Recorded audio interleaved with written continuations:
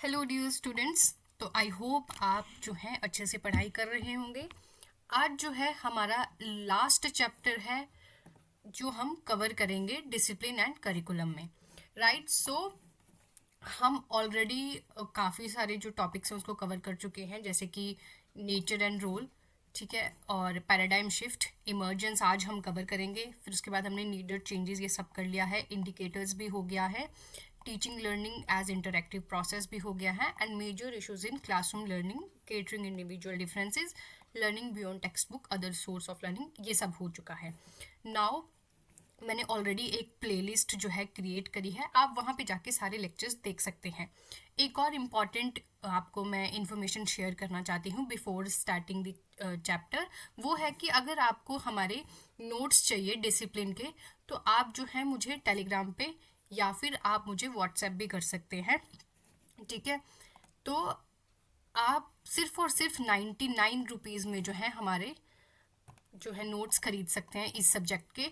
अगर आपको बुक खरीदनी होगी तो कि वो ऑलरेडी 250 के अराउंड आती है या 250 से ज़्यादा ही आती है। तो आपको सारा का सारा जो सिलेबस है डिसिप्लिन का बीएड के लिए, वो सारा का सारा इसी में आपको कवर हो जाएगा, और आपको ये पीडीएफ अगर खरीदना हो तो आप 99 रुपीज़ में खरीद सकते हो। That's all in this for this.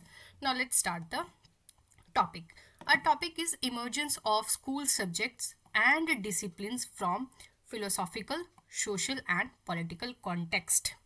ठीक है, बहुत ही इजी लैंग्वेज में हम इसको सीखेंगे।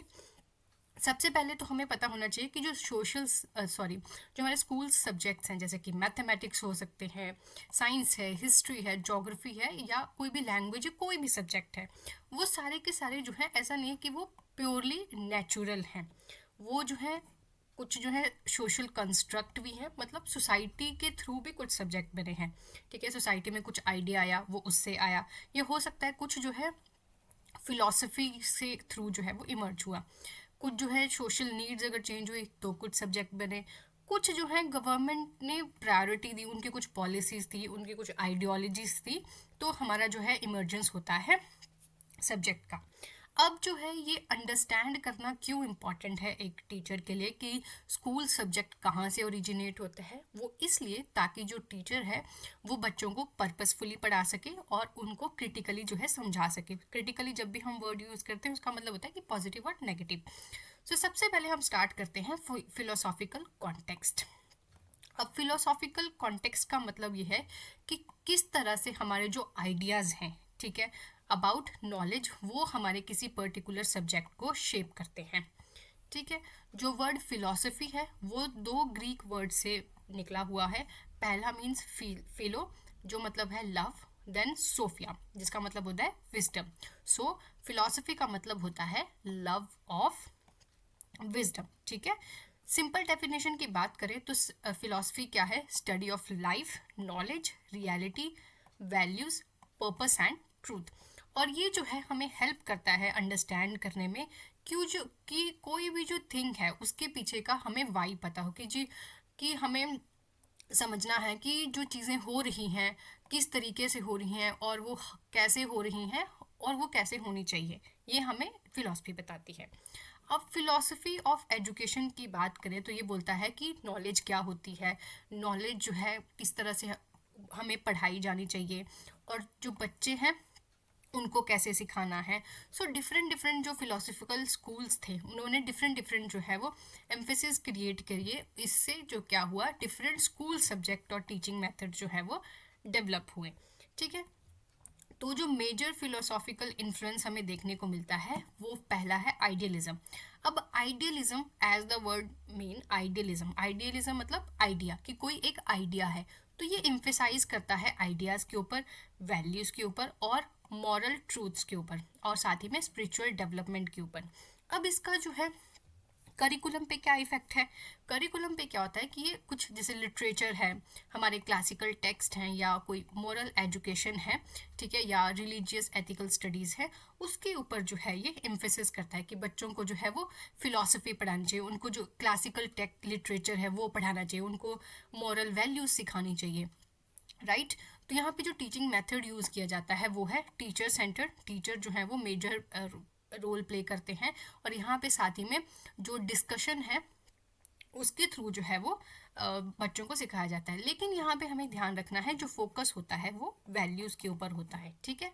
फिर आता है हमारा रियलिज्म।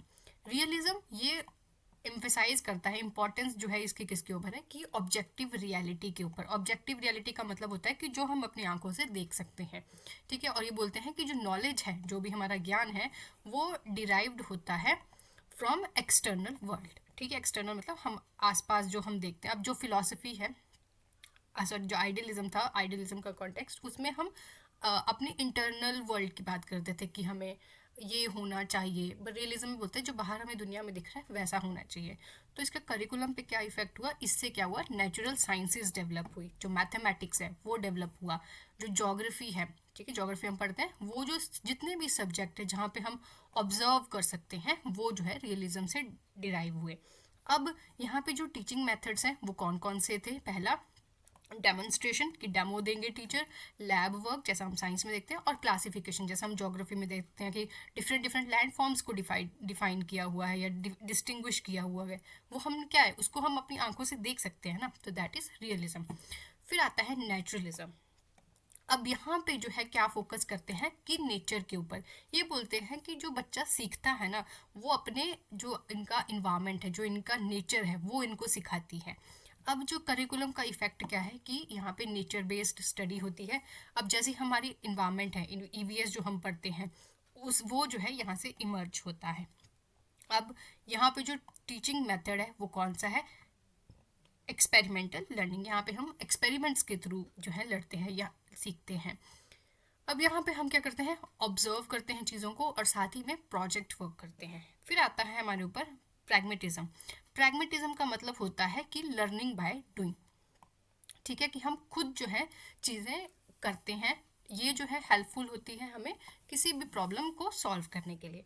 अब यहाँ पे करिकुलम का इफेक्ट क्या है कि जितने भी हमारे वोकेशनल सब्जेक्ट हैं या क्राफ्ट है या टेक्निकल एजुकेशन है, प्रोजेक्ट्स हैं, लाइफ स्किल्स हैं, वो प्रैग्मेटिज्म से डेवलप होती हैं। अब टीचिंग मेथड यहाँ पे क्या है, problem based learning, projects and workshops. फिर आता है कंस्ट्रक्टिविज्म। जो है हमारे स्कॉलर्स यहाँ पे आते हैं, पियाजे और वाइगॉट्स्की। ये एम्फेसाइज करते हैं कि जो लर्नर हैं वो कंस्ट्रक्ट करते हैं knowledge through active engagement and social interaction. जब वो इंटरेक्ट करेंगे एक दूसरे के साथ, और वो जो है वो न्यू न्यू चीज़ें जो है क्रिएट करेंगे, ठीक है। करिकुलम इफेक्ट क्या होता है यहाँ पे कि जो सब्जेक्ट है वो एक इंटीग्रेशन में होते हैं। जैसे कि हम ईवीएस भी पढ़ेंगे, उसमें साथ में सोशल साइंसेज को भी जो है वो ऐड ऑन करेंगे, ठीक है। साथ ही में ये क्या करता है, एक इंक्वायरी बेस्ड साइंस ये यहाँ से डेवलप होता है। और जो एक्टिविटी सेंटर्ड मैथ्स है वो भी हमें कंस्ट्रक्टिविज्म से देखने को मिलता है। फिर यहाँ पे जो टीचिंग मेथड्स हैं वो क्या है, इंक्वायरी, ग्रुप वर्क, स्कैफोल्डिंग। अगर आपको स्कैफोल्डिंग का मतलब नहीं पता है तो मैंने ऑलरेडी एक वीडियो बनाया है, आप वो चेक कर सकते हैं। फिर आता है जोन ऑफ प्रॉक्सिमल डेवलपमेंट, ये भी मैंने कवर किया है तो आप देख सकते हैं। फिर आता है रिकंस्ट्रक्शनिज्म एंड क्रिटिकल थ्योरीज। ये एम्फेसाइज करता है कि जो एजुकेशन है एक मीन है, एक माध्यम है हमारी सोसाइटी को रिफॉर्म करने का, और जो भी इनजस्टिस हमारी सोसाइटी में हो रहे हैं उसको सुधारने का। अब इसका करिकुलम इफेक्ट क्या है, इससे क्या होता है, सोशल स्टडीज़ पे ऊपर फोकस करता है, जो फोकस करता है कि हमारी सोसाइटी में इक्विटी बनी रहे, ह्यूमन राइट्स जो है वो स्ट्रेंथन हो, सोशल जस्टिस हो, इंक्लूजन और हो, बच्चों जितने भी मार्जिनलाइज्ड स्टूडेंट्स हैं, है ना, या मार्जिनलाइज्ड पर्सपेक्टिव हैं, उनको भी हम ऐड ऑन करें हमारी एजुकेशन में। अब यहाँ पे जो टीचिंग मेथड्स यूज़ होते हैं वो हैं discussion, critical pedagogy and student led inquiry. अब इसका जो फिलोसॉफिकल जो इफ़ेक्ट है एजुकेशन के ऊपर वो क्या पड़ता है, ये डिटरमिन करता है कि स्कूलिंग का पर्पस क्या होना चाहिए, कि जो नॉलेज है उसका क्या पर्पस है, वो किस तरह से पढ़ाई जानी चाहिए, ठीक है, और कौन से जो सब्जेक्ट हैं उनको वैल्यू देनी है और किस प्रकार से उनको पढ़ाना है, ठीक है। फिर आता है हमारे पास सोशल कॉन्टेक्स्ट। सोशल कॉन्टेक्स्ट मतलब हमारी सोसाइटी, हमारे आसपास। ये बोलता है कि किस प्रकार से जो है सोशल नीड्स और जो चेंजेस हैं वो प्रोड्यूस और रीशेप करते हैं हमारे करिकुलम को, हमारे सब्जेक्ट्स को। अब जो सोसाइटी का इकोनॉमिक स्ट्रक्चर है या उसका जो कल्चर है या डेमोग्राफिक ट्रेंड्स हैं कि राइट। और उसकी जो वैल्यू सिस्टम है, ये सारे जो फैक्टर्स क्या करते हैं, एक प्रेशर क्रिएट करते हैं सोसाइटी के ऊपर, जिससे क्या होता है, एक नया सब्जेक्ट जो है वो बन के आता है। अब इसमें की सोशल ड्राइवर्स कौन से या कौन से ऐसे फैक्टर्स हैं? पहला हमारे पास आता है इंडस्ट्रियलाइजेशन। अब इंडस्ट्रियलाइजेशन होगा तो उससे क्या होगा, हमें टेक्निकल स्किल्स की ज़रूरत होगी, साइंटिफिक लिटरेसी की ज़रूरत होगी, क्योंकि इंडस्ट्रियलाइजेशन है, आपको इंडस्ट्रीज चलानी है, तो आपका फोकस जो है वो उसी स्किल के ऊपर होना चाहिए। साथ ही में ये फोकस करता है साइंस के ऊपर, मैथमेटिक्स के ऊपर, टेक्निकल और वोकेशनल एजुकेशन के ऊपर और कॉमर्स के ऊपर। ये जो है शिफ्ट करता है फ्रॉम एग्रेनियन टू फॉर्मल स्कूलिंग, कि पहले सब खेती बाड़ी करते थे, ठीक है, कि आप बस वहाँ से ही सीख लेते थे, बट अब जो है एक फॉर्मल स्कूल में जो है आपको पढ़ाए जाते हैं ये सब्जेक्ट। फिर आता है अर्बनाइजेशन एंड मॉडर्नाइजेशन। अब अर्बनाइजेशन हो रही है, मॉडर्नाइजेशन हो रही है, आप इनको 2 पॉइंट्स पे भी लिख सकते हो अगर आपको ये बहुत लाइक 16 मार्क में आ जाए, ठीक है। तो नए नए जो ऑक्यूपेशन है वो डेवलप हो रहे हैं, जैसे कि social sciences, civics, economics, health and physical education and lifestyle. फिर आता है हमारे पास economic shift and labour market. अब जो डिमांड है, जो एम्प्लॉयबल स्किल्स हैं उनके लिए इंक्रीज हो रही है, जैसे कि कंप्यूटर स्टडीज़, बिजनेस स्टडीज़ और वोकेशनल स्ट्रीम्स। ये एम्फेसाइज करता है किसके ऊपर, स्टेम के ऊपर, फॉर टेक्नोलॉजिकल इकोनॉमिक्स। और स्टेम क्या है, साइंस, टेक्नोलॉजी, ठीक है, इकोनॉमिक्स एंड मैथमेटिक्स। फिर sorry it is engineering and mathematics. फिर आता है कल्चरल प्लुरैलिटी एंड लैंग्वेज डाइवर्सिटी।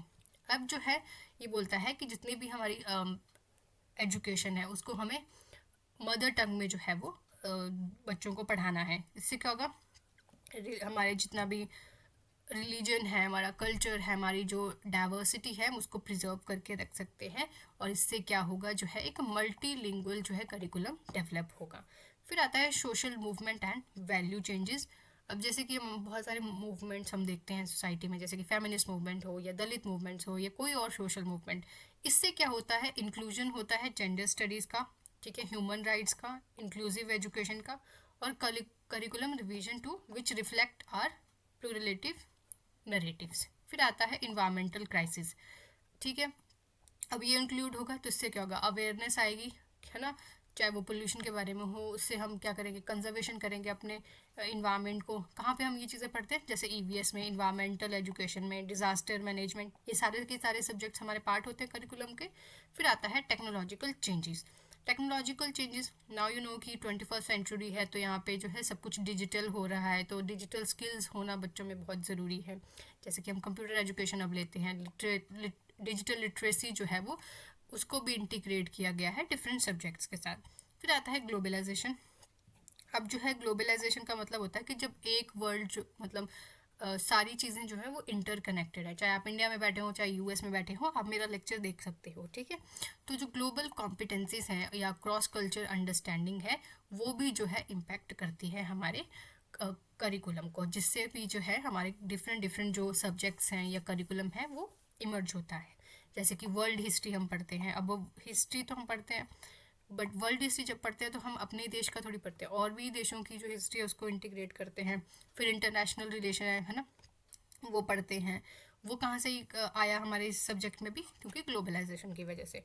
फिर अब जो है एम्फेसिस किया जाता है कि आपको इंग्लिश आनी चाहिए, ग्लोबल स्किल्स आनी चाहिए। वो क्यों ज़रूरी है, क्योंकि ग्लोबलाइजेशन हो रहा है, ठीक है। फिर उसके बाद आप इसका अगर नेट इफेक्ट देखोगे कि इसका इम्पैक्ट क्या है, तो जो सोशल रियलिटीज़ है वो ये बताती हैं हमें कि जो नॉलेज है वो कौन सी नॉलेज हमारे लिए यूज़फुल है, ठीक है, जिससे जो है एक न्यू करिकुलम जो है हमें चाहिए, और हम उससे डिफरेंट डिफरेंट सब्जेक्ट्स जो है वो बना सकते हैं, ठीक है। ये था हमारा सोशल कॉन्टेक्स्ट। चलो अभी हमें बचा है पॉलिटिकल कॉन्टेक्स्ट, उसको नेक्स्ट वीडियो में कवर करते हैं। Okay, goodbye, keep learning.